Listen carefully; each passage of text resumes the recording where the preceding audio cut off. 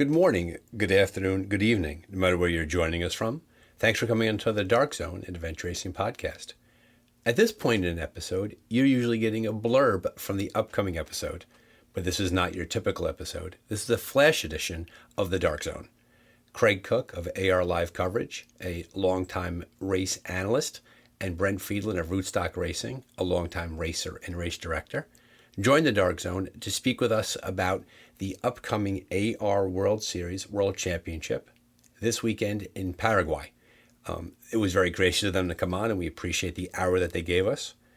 Please note that Craig's internet breaks up a little bit during the interview. Not so much that we have to edit it out, but you have to kind of listen hard, and it passes pretty quickly. And we appreciate the internet working so well from around the world. We do live in amazing times. We're going to come on following this episode after the race and talk about our predictions, how accurate they were and how inaccurate they were. And we appreciate you being here and enjoying this episode of The Dark Zone. Sit back and relax, enjoy this episode, and enjoy the upcoming race. Go to arworldseries.com for all the live tracking and team analysis. All the best. Thanks for being a listener, and enjoy The Dark Zone.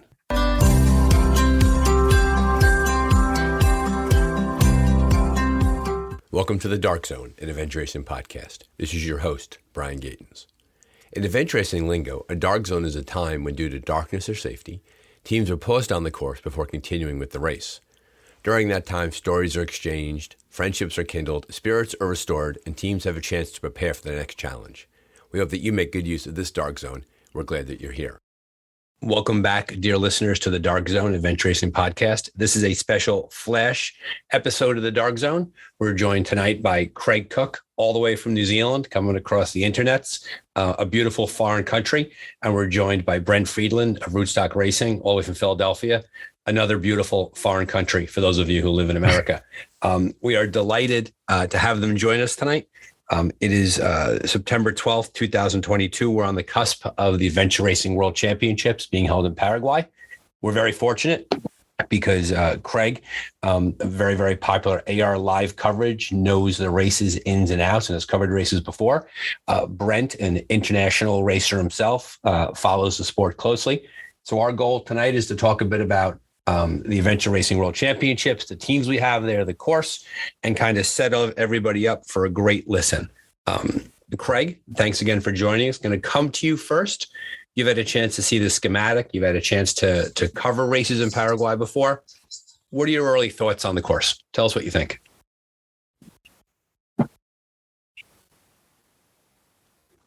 Yeah, it's going to be an interesting one. I think the crux of it is actually very early in the race, which is a little bit unusual. It starts with that really big trek and then onto a equally long pedal leg. So it's going to be interesting. Navigation is probably going to be the key factor in Paraguay. They generally set a course that, there's 31 checkpoints on the first leg.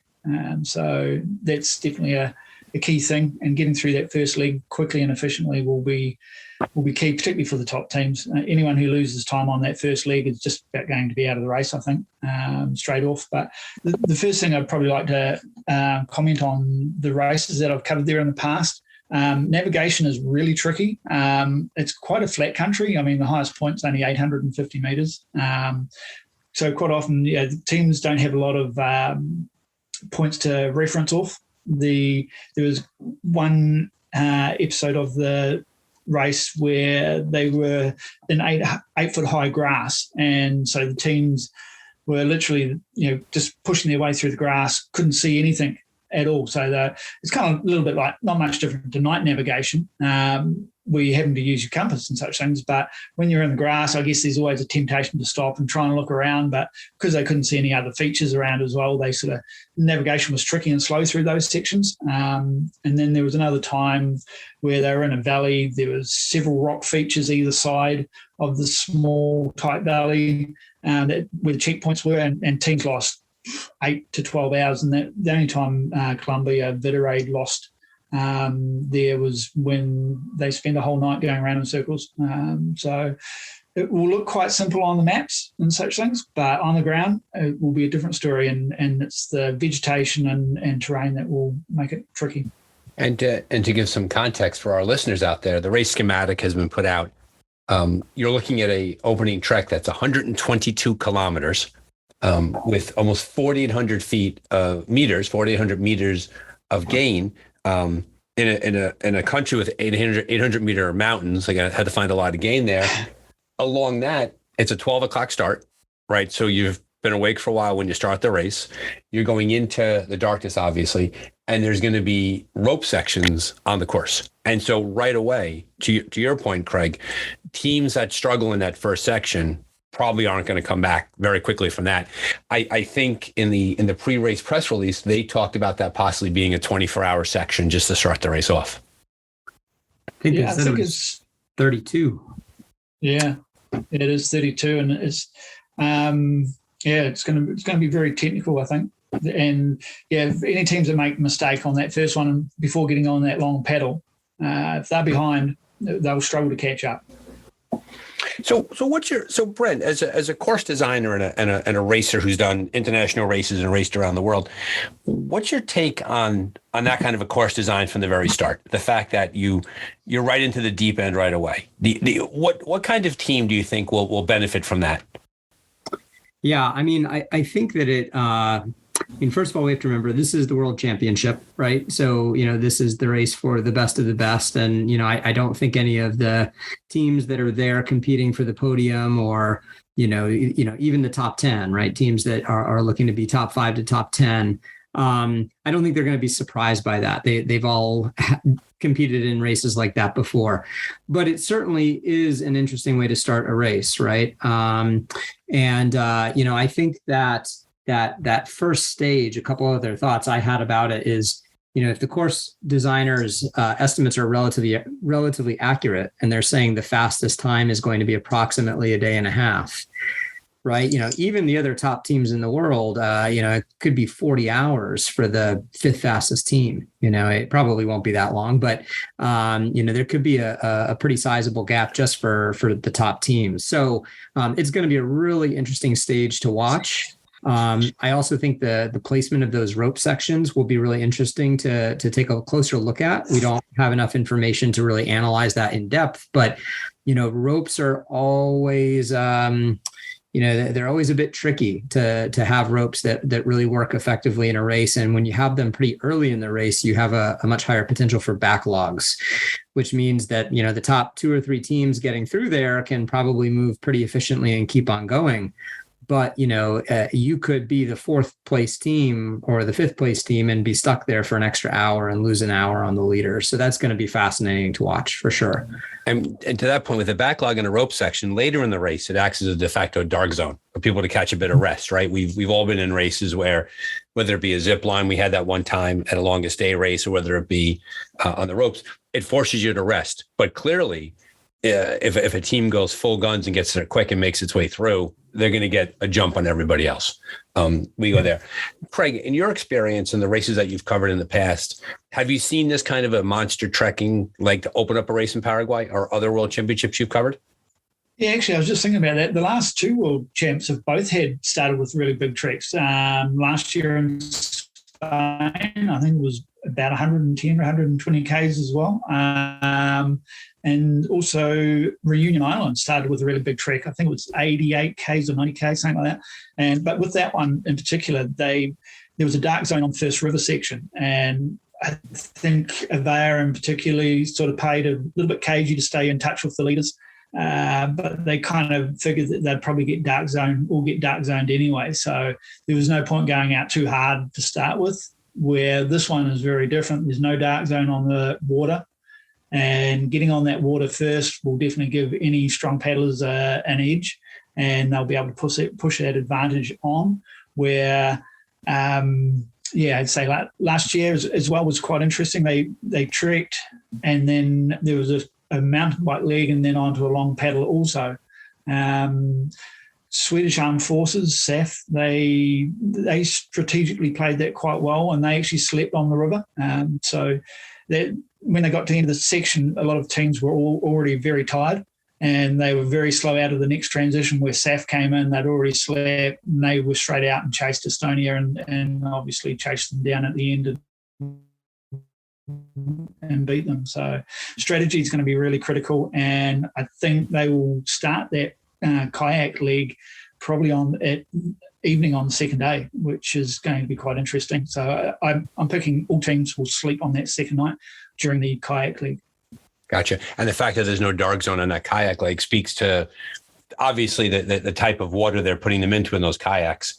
And to your point, sleep is everything, right? And this kind of a race, and coming off a day and a half possibly in that first section, they're going to have to get some sleep in themselves eventually.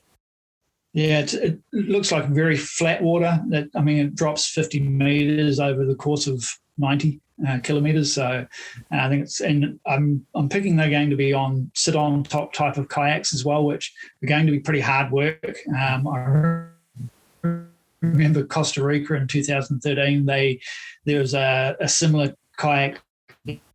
It was only about 60 Ks towards the end of the race, and I don't think too many people enjoyed that one too much. And so this is going to be hard work on that kayak leg, and will really suit the strong paddlers like Ben Racing in particular. It's going to be critical, because once they get off that water, it really just becomes a bike and a hike race, which will suit some teams pretty well. We've mentioned SAF, Swedish Armed Forces, and we've mentioned Avaya. Brent, your take on the depth of the field for the World Championships. What do you think about the teams that are showing up to race? Yeah, I think that, my honest opinion, having watched, many of these races over the years, is that it's not quite as deep of a field from the kind of teams outside of South America. I always, like to qualify these conversations by pointing out that, there's dozens and dozens of teams of athletes racing in this event from all over South America. Most of them are not teams I'm particularly familiar with, or individual racers that I'm familiar with. And, there's usually, at least one or two teams that kind of are a bit of a surprise. But, and there certainly are. There are half a dozen or so kind of more known South American teams that I think, we should be looking at very closely. But yeah, the depth of the field is not quite as strong as I think we normally see. I think there's a dearth of teams from Australia and New Zealand, and not quite as many teams from Europe. There's one or two teams and groups of athletes from North America that often are there that are not there this year. So, South Africa I think has one team in the event, and often have two or three. So I think it will be very competitive up top, but, it may be a smaller field to watch for those of us looking, at the podium race.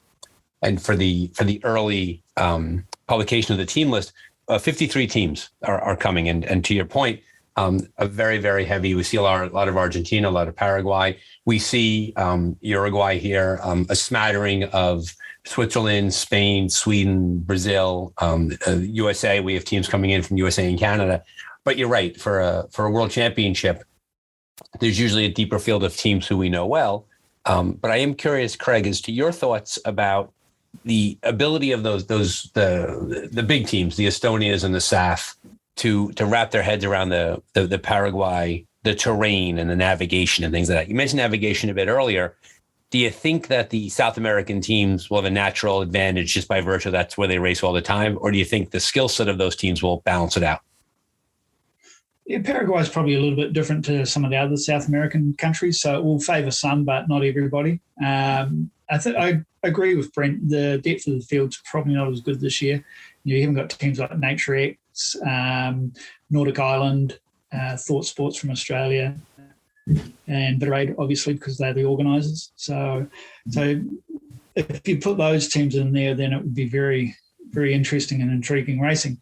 However, having said that, for me, there's three teams that stand out outside of Avaya, and that's definitely SAF, Swedish Armed Forces, the Brazil Multisport, and Estonia. And they are probably the form three teams in the last 12 months, following on from last year's world champs. Obviously, Estonia currently world number ones, SAF are the world champions. Brazil Multisport beat Estonia at Panama, and this is literally almost home ground for them because they've all raced Paraguay multiple times. Nick Gracie has won it every but 1 year, I think. So they all three, you can make a strong case for any three of those teams being able to win this race. And I think there will be a good battle with those teams, and along with the VAR, obviously. And then, there will be, as always, a chase pack, which will include, another 5-6 teams. You think we're dancing around the idea that Avea showing up and being that they're the combination Michael Jordan, Serena Williams of the adventure racing world, that it's their race to win and everybody else is fighting for the second spot?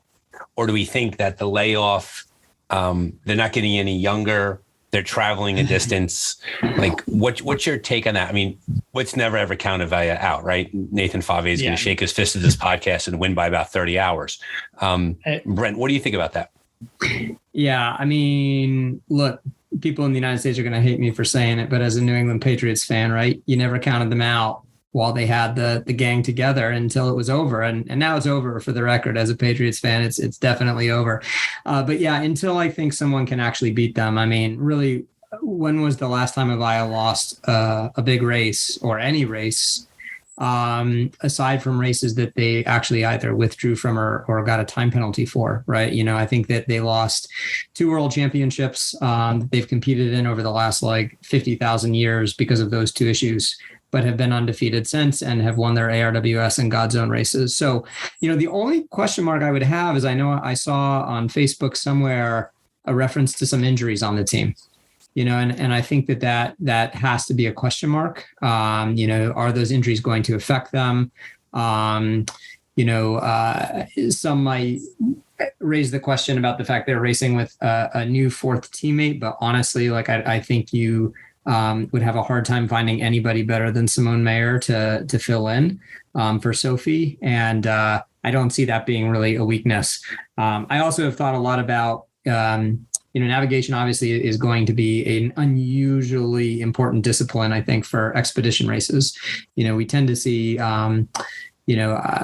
sometimes, at least I should say, but sometimes I think navigation at the expedition level is a little bit more straightforward than it is in some shorter events. But I think back to Brazil, when the teams went into this kind of massive trek, in these kind of the watery inland marshes of the Pantanal, and Chris Foran just taking these amazing bearings over this flat, featureless land, and them just putting on tens of hours on people, right? And we're one of the few teams, I think 3 or 4 teams, that actually made it through that race to the finish line. And I think the only team that actually finished the race as it was designed. So I think that the nav is going to once again play a huge factor in Avaya's favor. Yeah, I'm not betting against them, but as Craig said, I think you've got 3 teams that I agree are in a position to take advantage of mishaps or things like that, and are all very capable of doing that. Coming back to the course there, Craig, you mentioned the fact Monster Trek in the beginning, big paddle, clearly a long paddle on a long body of water. And then we go into a stage 3, a mountain biking stage, 83 kilometers. First team time, roughly 8 hours, about 1,100 meters of gain, 1,080 meters of gain. What's your take on that as a stage? We don't have access to the maps, and we'll know ourselves come when the race starts. Does that strike you as a typical stage you would see in a world championship? Do you think if you're a strong mountain biking team, do you wish that you had a longer leg to sort of make some distance up on? What's the balance there, do you think? Yeah, I had a quick look at the logistics there again just before we came online, and it was interesting. The first and third mountain bike stages, with the time they've allowed, it's looking at about 10 kilometres per hour, which suggests that it's going to be quite tough and technical, where the middle mountain bike stage, they've got an average of 15 kilometres an hour, so which looks like it's pretty straightforward. So, I mean, those distances are pretty standard, sort of anywhere between 50 and 120 kilometres for a mountain bike stage. Sort of anywhere between 8 and 12 hours. So, yeah, it's pretty standard. And as I say, once they get off that water, anyone who's too far off the pace, really, they're going to struggle to make up ground. And adding on to what Brent was saying actually about the course, I think it really actually suits Avaya down to the ground. I mean, it starts with a tough, long trek with probably technical, difficult navigation, and then it goes into a long paddle, which they're a strong paddling team as well. So, barring accidents, injuries, mechanical problems, this course really, to me, looks like it suits Avaya right down to the ground, and they will be tough to beat unless they make a mistake of some sort. So, and that's where I've looked at it, where it's to like, if you took Avaya out of the equation, it's quite an interesting race, but it makes it very tricky for those three teams in particular, and the chase pack. But how they approach the race, do they sort of focus on their own race, or do they try and chase Avaya and stay with them? And that's going to makes it pretty tricky for them. And I think Swedish Armed Forces last year, their strength was they ran their own race, but there was no Avaya to chase and factor into the equation, where this year they'll be there. So obviously it plays on your mind. So it would be interesting how they approach that. What do you think, Brent? Yeah, I mean, I agree with all of that. And I would also just chime in more for, any listeners that maybe have not followed this race before. I already alluded to this, but I have never seen navigation issues for top teams and top elite navigators like I've seen at this race, at any expedition race that I've followed, and certainly not with the consistency that it seems to play out. So, you really can't stress that enough. I've watched, in their regular editions, maybe 3 or 4 top teams going at it, and, they'll hit this trekking stage. It's usually the trekking stages where the wheels come off, and you might see a 10 to 15 hour, change, right, between two teams. And we're talking about those elite teams where normally if they have issues, there might be, an hour, 2 hours, 3 hours of a change. So, that first leg has the potential to really undo some teams. I also, was really actually looking also at stage 4 at the second trek. And, it looks relatively unassuming, especially when you compare it to that first one at 35 kilometers. But they're estimating 10 hours for it, right? So we're talking about 3 kilometers an hour for the fast teams. And, having competed against a number of the truly elite teams on the world scene, even in tough terrain, that's usually kind of on the slower end of what some of them can do, which tells me that might be a trickier leg than it might appear. Not a ton of elevation. So I'm thinking another one where we might see some tricky navigation that could really trip people up.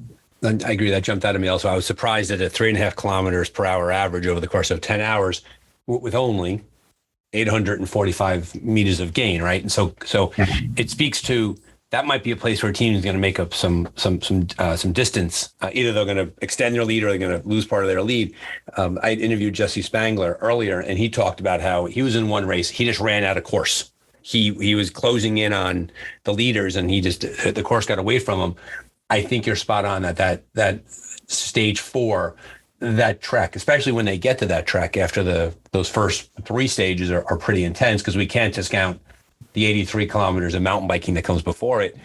You may see where teams, when they get to that trek, are going to have a hard time when it comes to, they're deep into the race at that point. Who knows how many days in they're going to be? Things like that. Craig, what do you think?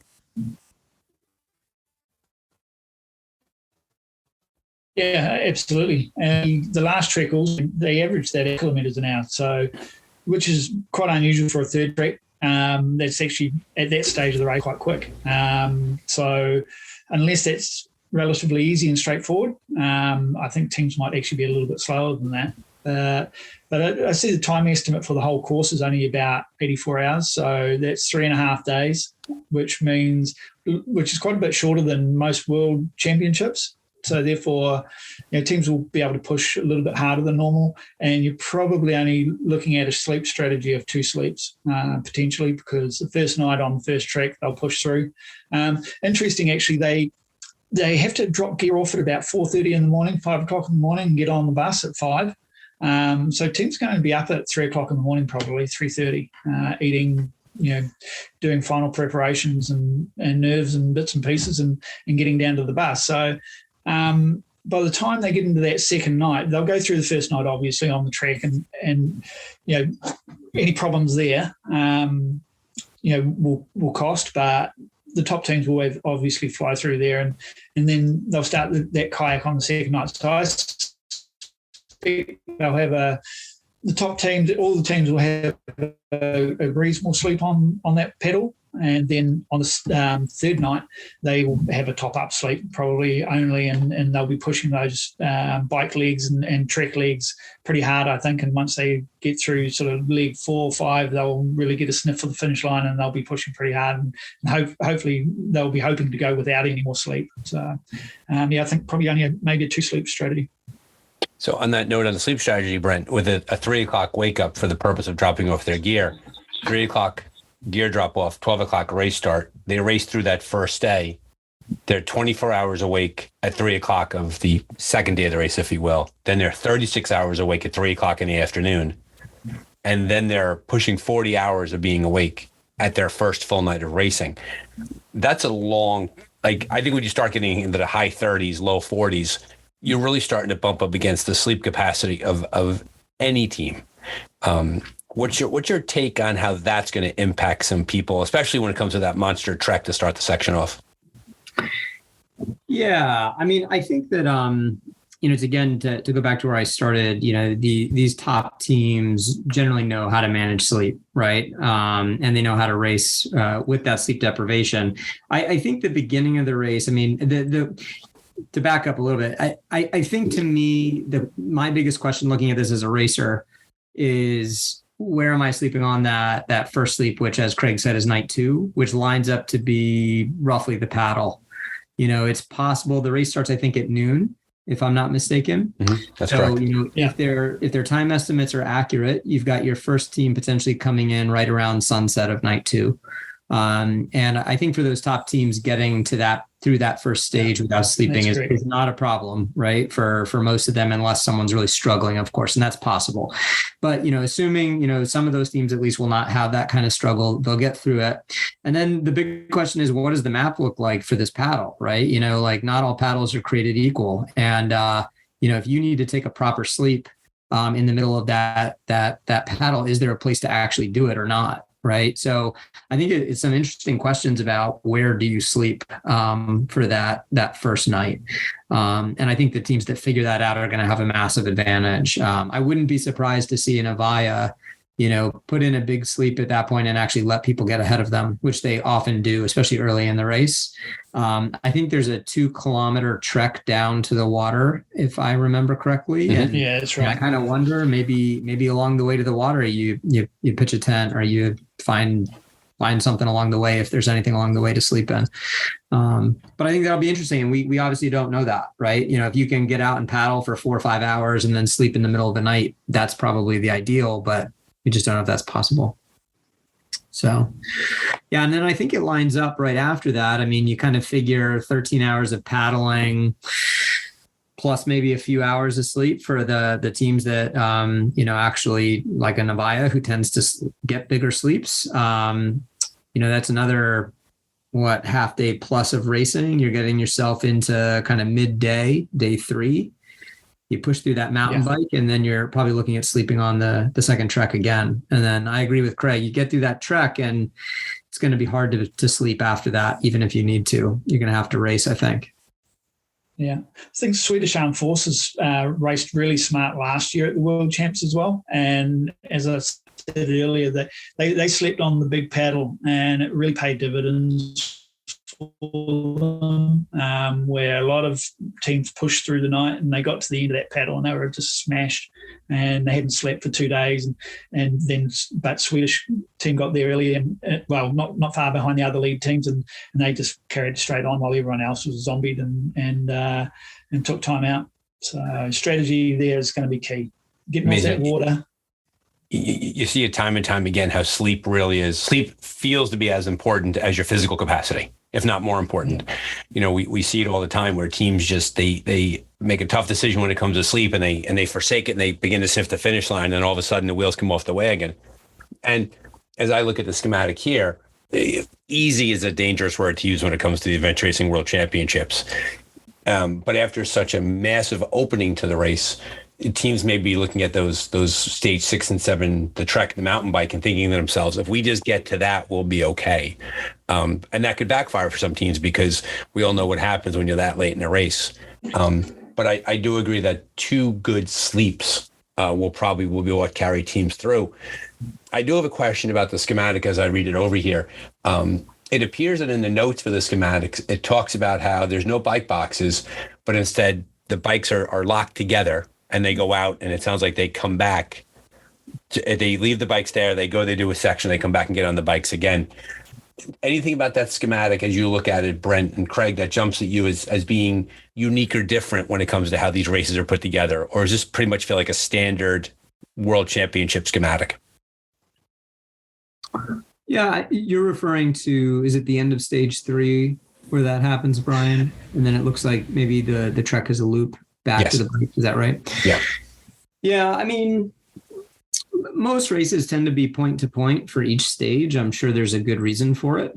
I think that, Ertzi and his crew are obviously some of the most experienced seasoned racers and know how to put together a great race. And year in, year out, this is like one of the very few, it's one of the very few races kind of in tropical areas that I have entertained racing in myself, because I don't like racing in the heat generally. I think the big surprises we've already talked about is just you've got 2 kind of big opening legs, and then everything else by ARWS standards feels shorter to me. I mean, some of the bikes are on the longer side, but there's usually, I would say, like a bigger bike somewhere, something that not so much distance wise, but, that's going to keep people out for, longer than I think the 9.5 hours, which is the slowest of the bikes. Mm-hmm. So that strikes me as a little unusual, but, I, as a race director myself, like, we have a philosophy of you design a course based off what you have to work with. And I assume they are doing that here as well. So. Yeah, definitely. I think so. And the last bike leg, I don't think you can say once someone's on that last bike leg that it's all over, because it is 108 kilometers or something. It's got 10 checkpoints. It has an average speed of only 10 kilometers an hour, 1,800 meters. So there is still a little bit in that last bike leg. So if things are tight, it will be an interesting finish, I think. If someone's got a couple of hours up their sleeve, then it'll probably be a little bit more straightforward. But navigation, once again, in a lot of these South American countries, there's tracks and trails going all over the show, and they could be into the third night by then. Tiredness, fatigue, and such things can take a toll. So it could be quite an interesting finish still, I think, if teams are close. And it's possible, definitely. It feels like for a race that's around 84 hours, it sounds like it's a highly technical, challenging race along the way. And so no one should fall into the trap of thinking that a shorter race is necessarily an easier race, right? Shorter races sometimes are really pounded with technical capacity. Brent, what do you think? Yeah, I mean, 2 other things I would point out. One is, as we've all talked about, navigation is so crucial here. You don't also tend to see 100 or 110 or however many checkpoints they have in an ARWS or an ARWC race, or most ARWS events, right? This is a race after my own heart and how we like to do it at Rootstock. And so that stands out, right? I think there's 2 legs where there's maybe 3 where there's like 5 or fewer checkpoints. Oftentimes you'll see stages where you only have 2 or 3 checkpoints on most stages of an event. So that stands out as well. And, I'd also just, point out that checkpoints, right, really can slow people down. And I don't expect this to be an issue for top teams, but when you're talking about 100 or so checkpoints, it's not unheard of to spend a couple minutes at every checkpoint just gathering yourself and figuring out where you're going to go next. And, the Avayas will have no problem just punching and moving on and not really stopping for it. But for a lot of the less experienced teams, you start doing the math, you could easily spend 5 or 6 hours just punching and hanging out at checkpoints as you move through the course, right? So I think that's gonna be something to, pay attention to. Again, not for the podium contenders, but something to look at. And definitely with 50 plus teams on the course and a wide variety of experience on the course, we're going to see all of that, right? We're going to see people who are going to take big bites of the course, and folks who are going to begin to make decisions regarding to what they do or do not get. I also, Brian, I actually was going to say, when you add up all the fast times here, you come out to about 85 hours. But typically, when race directors put together schematics like this, that does not include time for TAs, and it doesn't include time for sleep. So, if you take your top team, say they actually hit these time estimates, throw in a couple hours, maybe, it probably is more than a couple hours, but, maybe 3 to 4 hours for the top teams for all of their TAs together. And that's if they're really, really sharp the whole time. And then, you add in anywhere from maybe 4 to 6 hours of sleep. And all of a sudden you're looking at a finish time that's probably more like 95 hours, maybe even a bit longer. And it would not surprise me, having watched this race play out before, if we actually see the time estimates going by the wayside a little bit, even for the top teams, and you might end up with some sections like that first stage might be, instead of 32 hours, might be like 36, right? So, it wouldn't surprise me if we end up with 100-hour winning time, or even a little bit longer for this event. Greg, what do you think about that?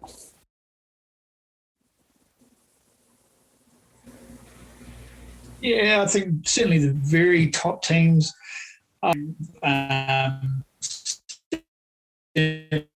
for anyone behind that. So, Craig, you're finally, the internet caught up with us. Very quickly stretch out to. Hold on, we're 34 minutes in. The internet finally caught up with us. Start that section again. It appears that when you don't speak for a while, it kind of goes to sleep on your side. So when you start talking, It takes a second to catch up. So Brent was just talking about possibly 100-hour race. What do you think? I think for the very top teams, it will probably still be under 90 hours, but I'm talking probably just the top 1, 2, maybe 3 teams. But once you get past that, teams will, Brent's right, they'll be into the third night, you're talking another sleep, things very quickly get stretched out. And for the chase pack and such things, they could easily be another 12 hours behind that, and looking at 100 hours plus. So, and it gets to a stage too, I think, for some of those teams that they know they're now just battling for 4th or 5th or 6th place, and the pressure goes off and the pace goes down a little bit as well. So then they might have an hour up their sleeve ahead of the other teams. So, gotcha. I would pick probably under 90 hours, but for the majority of teams, 90 plus 100. We haven't talked a whole lot about the weather, because I think talking about the weather sometimes is a fool's errand, right? Because the weather is going to be the weather no matter what. It is South America. It is a very hot, humid. A lot of factors come in there. In your experience, Craig, having covered the races before in Paraguay, has the weather been a factor, or is it pretty much just understood it's going to be humid, it's going to be hot, and it's going to be jungle and tropic-y? Yeah, good point. I hadn't really thought about it too much. But those things that you just mentioned, heat, humidity, rain can be a big factor. If it's wet, then the roads and the tracks turn to bog and mud, and can really make a big difference. Once again, for the top teams, it just slows them down a little bit and they still push through it. But for the teams further back, it becomes a bit of a slugfest as well. So, it will be a factor, but I think most teams will be pretty used to it, and they'll be a little bit more on top of it than I am at the moment of what to expect, and be looking at the forecast pretty close. So they'll factor that in if there's going to be rain on the second day or the first night or something, rather than they expect the mountain bike rides to be a little bit slower. But other than that, it comes and roll with it. Very good. So we're about 37 minutes right now into our recording here. I feel like we've well covered it. What I'd like to do, if possible, men, is to kind of bring the band back together, either during the race or towards the end of the race, to see how right we were or how wrong we were. But before we do that, we should do what every great analysis team does. We should kind of take a guess at who we think is going to be the podium, not the winners, the podium. So 1, 2, and 3. I'm putting you guys on the spot. Who do you think, when all said and done, who do you think we're looking at?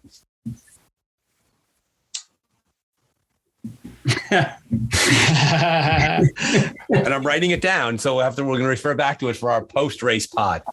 I can't imagine that any of us are going to pick against Avaya to be on the top, unless we are just doing it for the sake of for fun, right? And as much as I would love to pick somebody else just for the sake of picking someone else, and I don't say that out of any disrespect for Avaya, they are incredible. They're incredible people from everything I've seen from afar. I have absolutely no reason to root against them. But yeah, it'd be fun to root for someone else or pick someone, but I'm not going to do it. So I go Avaya number 1. Okay. And how about your 2 and 3? I have a really hard time picking against Swedish Armed Forces. I personally feel like they are the most complete team out there right now, maybe by a very small amount. When you take Avaya out of the mix, I think they can navigate. I think they've got amazing experience. I think they've got great team chemistry. You know, they're a team that tends to race as a core group rather than, racing around with different people. They've got great navigation. They've got great speed, and great seemingly skill sets at just about everything that they do. So I'd probably put them slightly ahead of, I vacillate between Estonia and Brazil. I mean, we're talking about the teams we talked about. It's really hard for me to think that it'll be someone other than these 4, barring an issue. I want to pick the Brazilian team. I think they've been really fun to watch. It's been a great pairing watching Nick Racy race with, the Brazilians over the last number of years. And I think that, if there's a race for them to do it, it's probably this one. I think Estonia's got such drive to win this race and have been trying to do it for a few years here. So I'm hard pressed to pick against them and their navigation. I think their navigation is maybe second only to Avaya. So I'm going to go Estonia 3rd. Very nice. Craig, what do you think? What's your podium?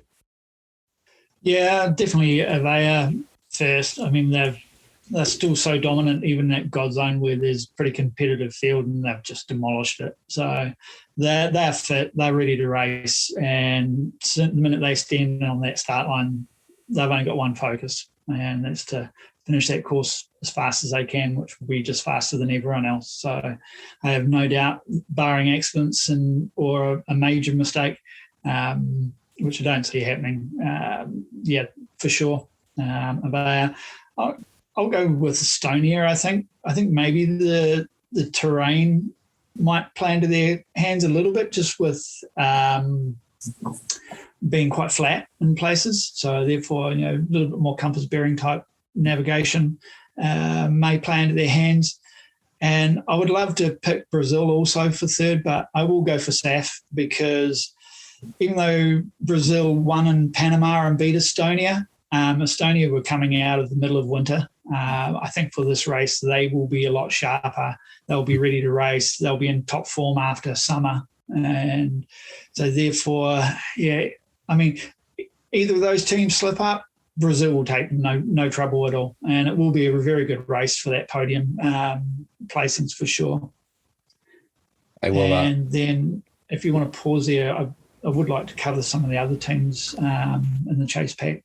Sure. Yeah. Let me do this. I'm going to jump in with my 3 guesses on who we think is going to do it, and then we'll talk about the rest of the chase pack, because we have some American teams we want to rank some highlights too as well. I'm aboard with Avaya for 2 reasons. One is they're Avaya, and second one, I wanted to get Nathan on the show. And so if I say he's going to win, that might get him on the show. I'm going to go with SAF as number 2, and I am going to take a little bit of a flyer here. I had a chance to see them race in Ecuador, Life Adventure Imtech. I know that they're a very, very strong team. I know they're a strong South America team. They know that terrain. They know that very, very well. I think I might be a bit of a fool's errand there, but I'm definitely going to go with, I think I'm putting them at number 3. I think that might be a bad guess. I think they might be a bit further down the pike, but in honor of seeing them race, see how they do, that's what I'm going to go with there. So definitely Life Adventure Imtech, which I would lose my shirt on, I think, if we were in Vegas right now making that bet. Now, not to pay attention only to those top teams, we do have 53 other teams, 51 other teams that are out there who are going to be racing. A couple of Bend teams are down there. We have Team Visibility from America. A bit of a chase pack. Craig, tell me, chase pack, who are you thinking? What do you think? We have Team Eastwind, as a matter of fact. Who doesn't love Eastwind, right? Everyone's rooting for them. Yeah, absolutely. Chase pack's always interesting. Couple of teams that have impressed me the last few years.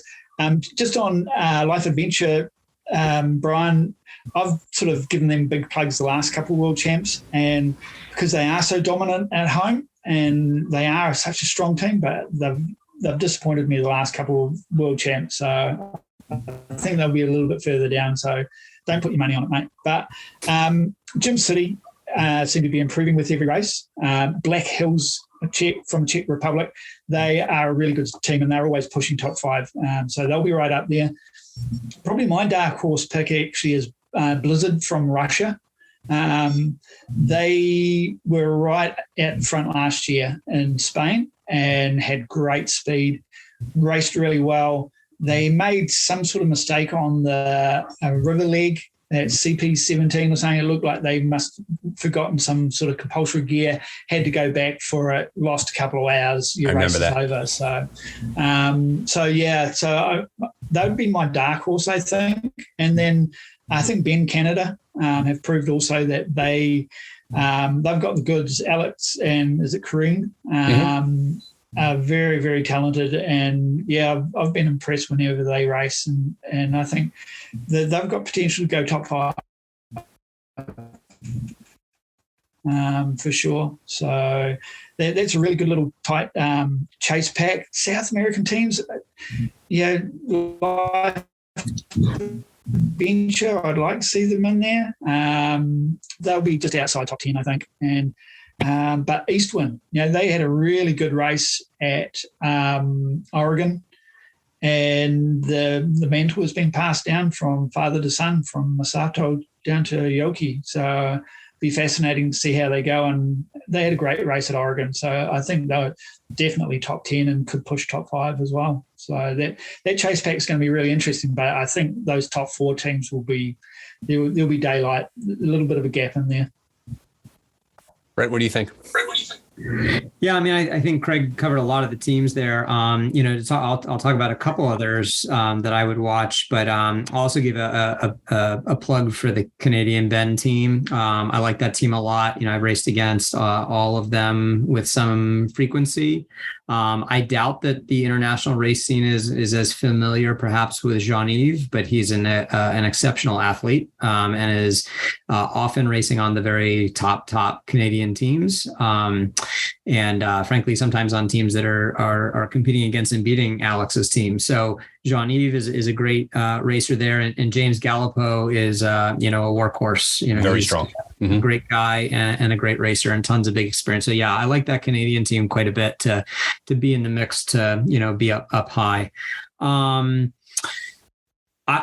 curious to watch the other Estonian team. I'm not going to try to pronounce the first part of their name, but Honey Power. They had a really nice race in South Africa. They're a new team as far as I know. This might be their first year racing expedition races, but they seem to actually, be putting it together very quickly. It's really unusual to see a newer team, come into a world championship and be able to kind of meet the moment. So I wouldn't, necessarily put any money on that, but I'm curious to see how they do. I'm also really interested in the Merrill Songlines team. I think there's, if I'm not mistaken, I think 3 of the 4 are relatively young and also, newer to the expedition scene, but they've got one of the most experienced racers in South Africa, and John Collins kind of captaining them. And I think that that's going to be a team that could really mix it up. I would also highlight from the good old USA, Quest AR Bend Racing. I think people know Chelsea Magnus and Dan, and they are obviously 2 of, if not, like the 2 kind of, strongest bend racers right now. No offense to anyone else on the team, but I think like that's a great duo right there. I don't think people know Dusty and Emily, and having competed against those 2, Dusty is probably one of the biggest hidden gems in our sport. I would say anywhere. And, I don't really know if he and Emily and some of the other Quest racers have ambitions to, really kind of, go all in on the sport. But they're exceptional athletes. Dusty is an unbelievable navigator. And I think that they could really mix things up when you put kind of their abilities together with the experience that Chelsea and Daniel bring to the team. So I would watch them closely. I agree. I hate to say it. I'm hesitant to pick any of the other South American teams right now outside of Brazil Multisport. I think Ecuadorian teams have an amazing track record of cleaning up in the mountains, especially at home, but not often performing as well, especially in the World Championship. So I'm probably not going to go there, though there's a few teams to watch. Ferris is another Ecuadorian team to watch. The team from Uruguay interests me a little bit because they have some experience at Paraguay. They've done quite well. I think they might have finished on the podium one year, if I'm not mistaken. So if there was one kind of dark horse South American team I'm watching, it's probably that team. Beyond that, I mean, I think there's a couple great, groups of Swedish athletes, and they're always strong. So I could definitely see some of them mixing it up top as well. Beyond that, it would be, I think it would be a dark horse surprise from South America. I think, we talked a lot about the top teams that are there and top teams that aren't there, right? And so I think it's kind of clear that we have a strong sense of who we think will be top 4, top 5. What I think really jumps out here, hearing both of you talk about the teams, is the fascinating part of the race is going to be 5 through 15. Right? Who are those teams that really kind of come along? Where's an Eastwind going to fall? Where's an Estonia going to fall? And so I would encourage the people who are going to follow the race is don't get just focused on the podium. That you may be seeing a lot of young and up and coming teams that are going to make a statement during this World Championship who we might see coming along. Is it a changing of the guard? I don't know if I would go that strong. This isn't the U.S. Open. We saw this year with everybody winning who wasn't winning before. But I do think it's one of these things where we're going to get a sense of the future of the race and who really kind of shows up. So I think you're spot on about that. So I think it's going to be a great race. It's going to shape up, right? I mean, just telling everybody out there, look past those top 4 or 5 teams and pay attention to the middle of the pack, because you're going to see some really, really strong performances out there. And of course, Brent, we are obligated as Americans to call out Team Visibility Racing. Right, we have Andre Anderson is down there with Chip Dodd and down there with Luis and all the teammates are down there, and they're getting ready to race and they're going to have a great experience. I know that they've picked up a newer teammate. As I look at the list here, and her name always escapes me when the time comes to say it, is Amanda Rankin is out there, and she's a strong racer herself, and she's done a lot of the big races. So we're rooting for our fellow Americans down there, and they've raced all over the world recently. So maybe all the experience will come together for them, and they'll have a solid performance and be proud of their overall results. Did I leave anything out? Anything that we should talk about we missed? Craig, what do you think? Yeah, I would definitely agree with Brent with his picks on the other top 10s. I think Ben Racing teams will do very well, and definitely both top 10 potential. The other one is that you did briefly touch on there, the Swedish teams, Pioneer, Greener, and Sweco. I can see Sweden having 3 or 4 in the top 10 again. They are a strong nation and they are good teams. So, yeah, I missed them out when I was running through the teams there before. So all 3 of those teams are potential top 10. So, as you say, that 5th to 15th could be fascinating racing, and that would be where the real racing is happening, and will be quite interesting. So, and just one other point that of interest, I guess, that's quite fascinating is Simone's partner Marcel won the world champs back in 2005 with Nathan at his first world champs that he won. So that would be quite interesting if Simone can match Marcel and get a world title under her belt, and then they can compare notes, I guess. But and the fact that Nathan's doing it with both of them is quite a fascinating little angle on it as well. So nice little side topic there. That's great. That's some really good cocktail trivia there. Yeah. That's a good storyline right there. Holy cow. See how that shakes out. Well, like we say, it's easier to be an analyst, harder to be a racer. Let's see how the teams do. for the listeners out there, what we're going to do, as I've mentioned earlier, we're going to let the race begin and start, and we're going to try to, if I can get Craig and Brent and our trans world internet connections keep holding up, we'll do a little post-race analysis, and we'll see how right we were, and how wrong we were.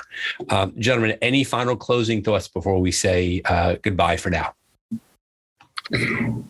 Yeah, I mean, I think the only final thing that came to my mind here at the end, listening to your kind of wrap up from a statement or two ago, Brian, is just that usually you have 5, 6, 7, sometimes 8 to 10 teams that are all absolutely teams to watch for the podium.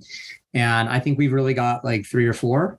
And I think one of the exciting things about that is, while it may not be quite the same type of excitement that we normally have, it takes one slip up and you have the door open for teams that normally are not necessarily in the mix for that podium. And so it's always fun to see all the best teams come together, but sometimes it's fun seeing, some of those other chase teams really having an actual chance to get in there. It would probably take a slip up or a team not finishing, which we don't wish for that. But I'm excited to see if any of these other teams actually are in the running for the podium. Craig, what do you think? Yeah, once again, I agree with Brent about the depth of the field. But I think the key and absolute critical part of this race for me is going to be the first night and the first track for all of the teams, right from the front, right to the back, and getting through that first track cleanly and quickly. And the teams that can do that will go on and have a pretty good race, I think, because once you get on that river, I presume it's pretty straightforward paddle down the river, even though it's 100 kilometres, and then it's bike and hike, so to the finish. And there will be obviously challenges in there, but certainly for the teams that want to be podium or top 5, top 10, that first night is going to be absolutely critical. And getting through that first trek, getting on the water ahead of the other teams, and then there'll still be some jostling of positions with strong paddlers, and Ben Racing definitely come into that category. But outside of that, it won't be a procession by any means, and there will still be a lot of technical navigation, I'm sure. And one slip up will be massive in this race, I think. And losing an hour or two, and your race will be over, I think. So it'll be the teams that can execute and navigate cleanly and quickly and efficiently that will prosper, I think, definitely.